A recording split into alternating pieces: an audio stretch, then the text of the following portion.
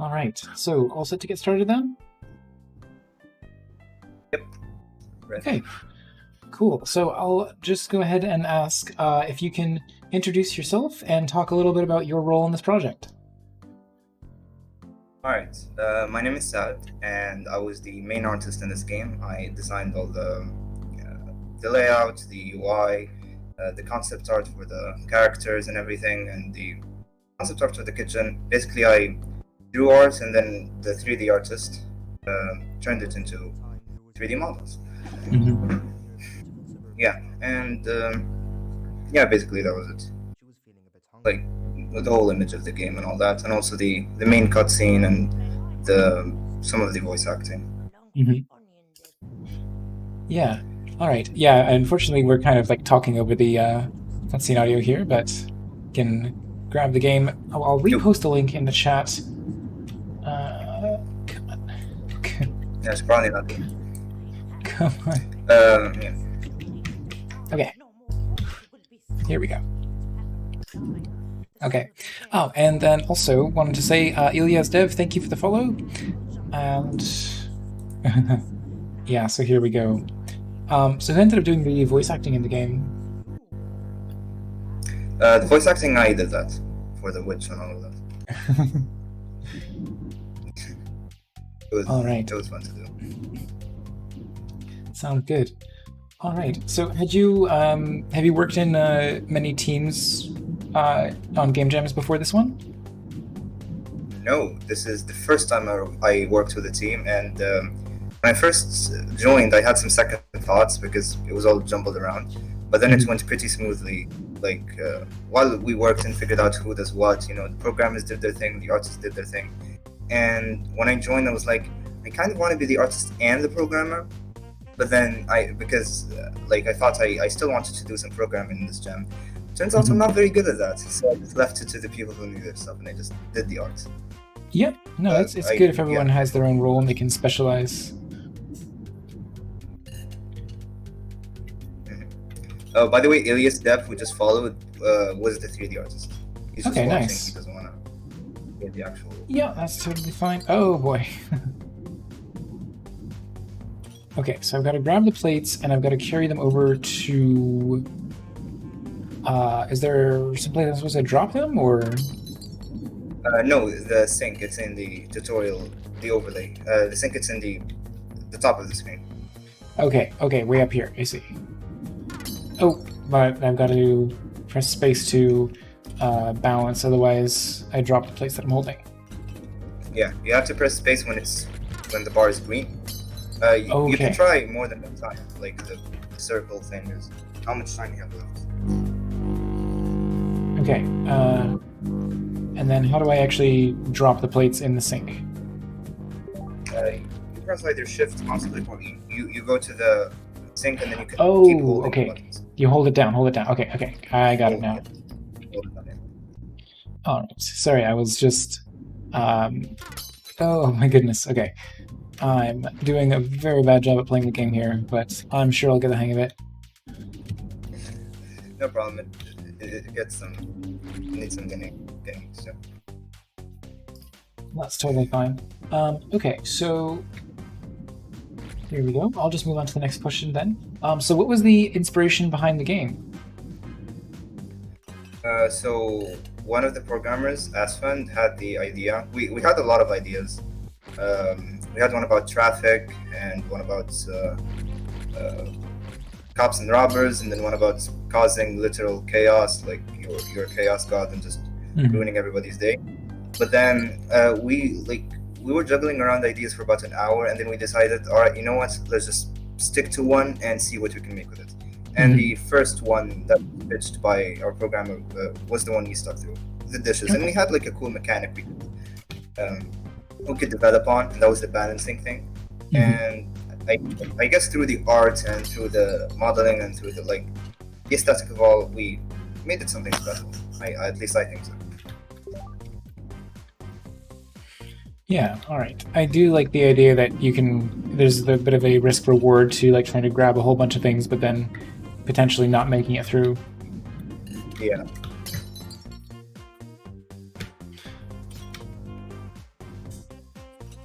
So you were responsible for the 2D artist and the 2D art, and the 3D artist you mentioned is watching us, joining here in chat. Yep, Elias. That. Yeah. He was the 3D artist. I made the chef models, the kitchen models, most of them, and the plates, the cup, and the pots. Nice. All right. Let's grab that. And I think I might actually make it this time, as long as I don't screw up near the end here. Okay, so can you talk a little bit about your process of creating the artwork for the game? For the artwork, my style. I figured out was very cartoony. I think mostly because I don't know. I just find it simple to draw, and I've mostly been doodling cartoons like all my life.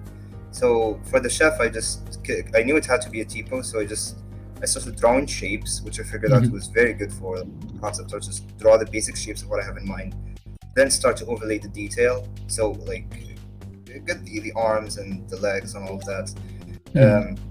Get like a good structure, then start adding the details and like, you know, I would like to make it fun, and fun in the sense that it's recognizable instantly from anyone. Like the chef, I gave him just a ridiculously long cat.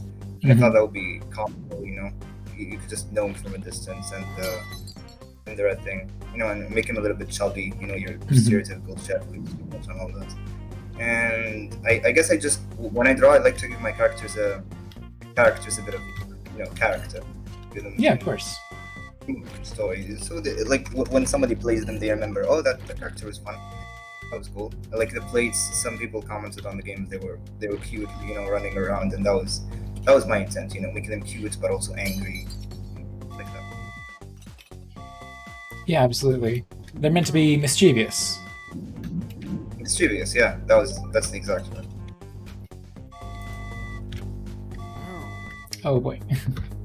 Oh, I see. When I get hit by the peppers, I sort of lose control for a little bit. Yeah. The clock mechanic, where it's like pulsing, was mainly inspired by Overcooked. Actually, a lot of the things were inspired by Overcooked, like the fast-paced gameplay and all of that. I guess inherently, the cooking is kind of stressful, so maybe we're not copying after all. Yeah, I mean, just because a game takes place in a kitchen with like cartoonish characters doesn't mean it's automatically a clone of Overcooked. Yeah. I would say that I've played. Oh, sorry. Go ahead. No, I finished. Go ahead. Sorry. Oh my god. Oh, I apologize. I did not That's have okay. enough time to. Trying to. Oh boy. Okay, if I can just get one of these things washed, they really pile on quick.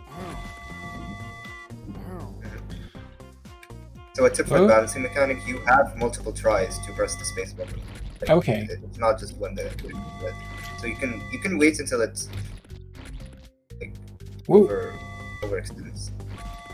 Okay, that took me a while for me to reclaim control of the character there. I seem to be stuck in this pose.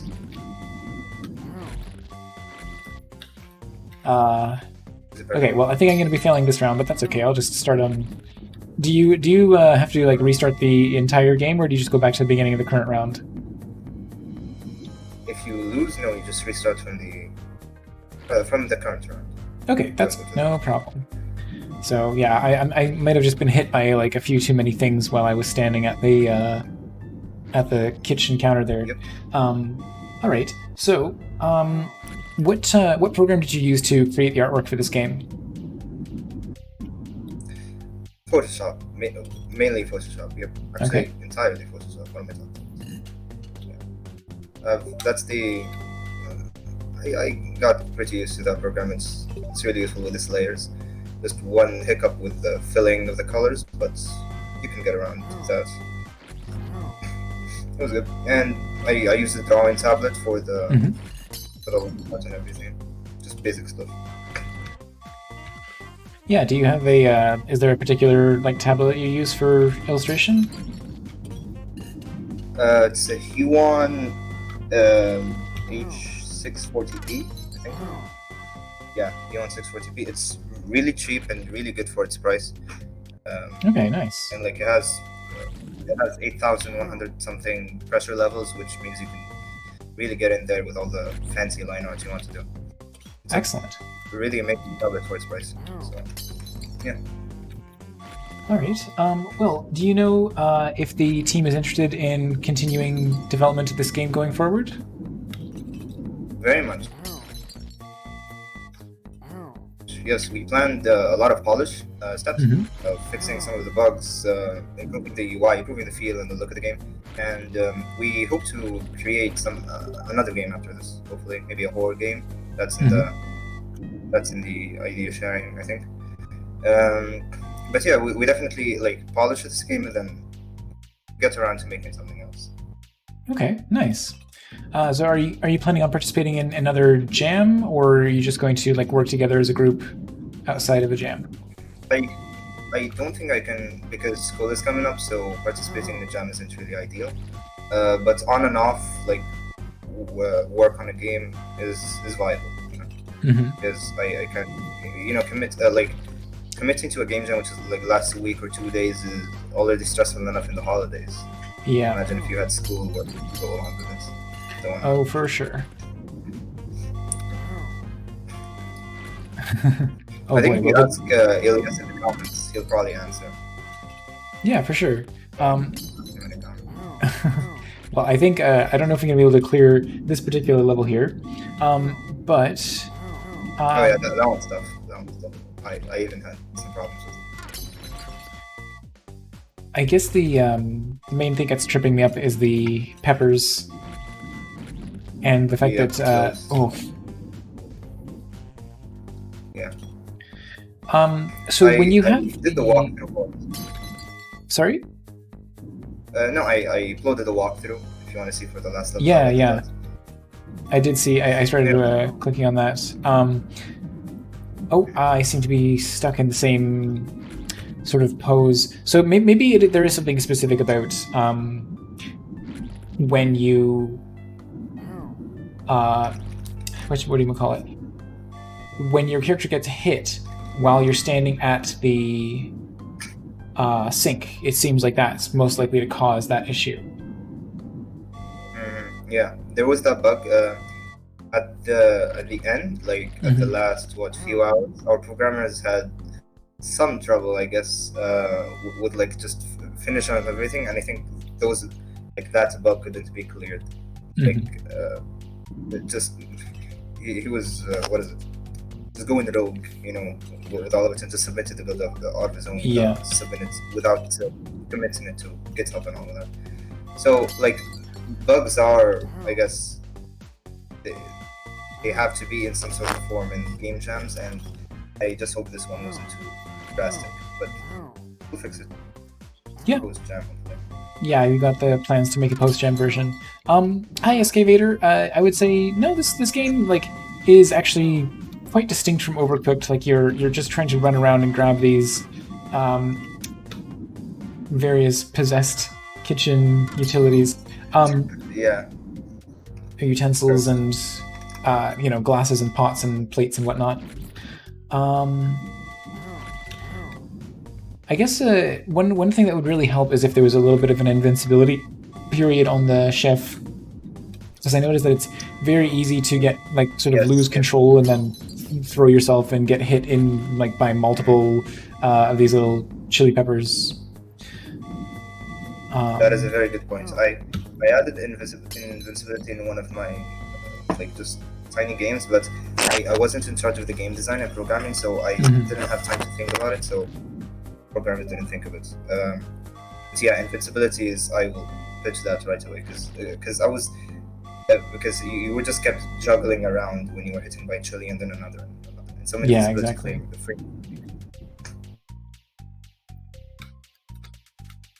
I do appreciate the little red dot that gives you the hint that something is close enough to be grabbed. What do you think of the music, by the way? Music's a lot of fun. Who is responsible for the music? Phonics. I think he's very talented. Like I really like the music that he made. He made the main theme and the main game. Yeah, it's really cool. Oh boy. Well, I'm really trying my best here, but unfortunately, seems like No, it's a no bit of problem. a No. like cascading. If you don't get on top of it very quickly, it seems like the number of projectiles and like slippages on the floor really ramp up quickly in this level. So it's Yeah, tough to yeah. stay on top of. One thing I'll suggest is like keeping close to the sink and just grabbing one and then immediately Yeah, popping them with caching it it. in. Yeah. Yeah, like All right. there's no need to stack if because you have enough time. Mm-hmm. Like because there are a lot of them. Yeah. Just Okay. focus on the ones that. Anyways, Yeah, so thank you so much for joining me on the interview here today. If anyone has any questions they'd like to post in chat, please do send those along. And in the meantime, can you tell people about where they can find you on social media and if there's any other projects of yours that you'd like them to check out? oh, definitely. I have a YouTube channel Mm-hmm. that I posted the walkthrough in and some other videos. If you'd like stories, art, I guess gameplay, and just my banners makes all kind of stuff. It makes all kinds of stuff. So you'll expect that. And I guess I'll link to the musician's YouTube channel. But Yeah, absolutely. Well, here I will repost the link to your channel here. And the music you mentioned was made by Phonics. So yeah, if you do have a link that you'd like me to share, I'd be more than happy to repost it in the chat. I will. I will see if I can.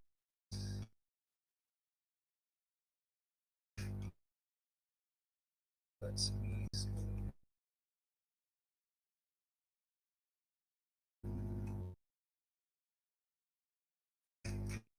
I can find it on YouTube just by searching. I love this mischievous little plate poking out through the window at the top here. Yeah, a lot of fun drawing that. I kept it simplistic. I didn't want it to be too chaotic. Too chaotic.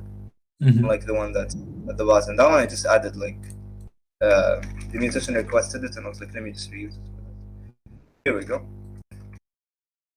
Should I post it in chat or? Yeah, go ahead. You can drop it in the chat. Nice.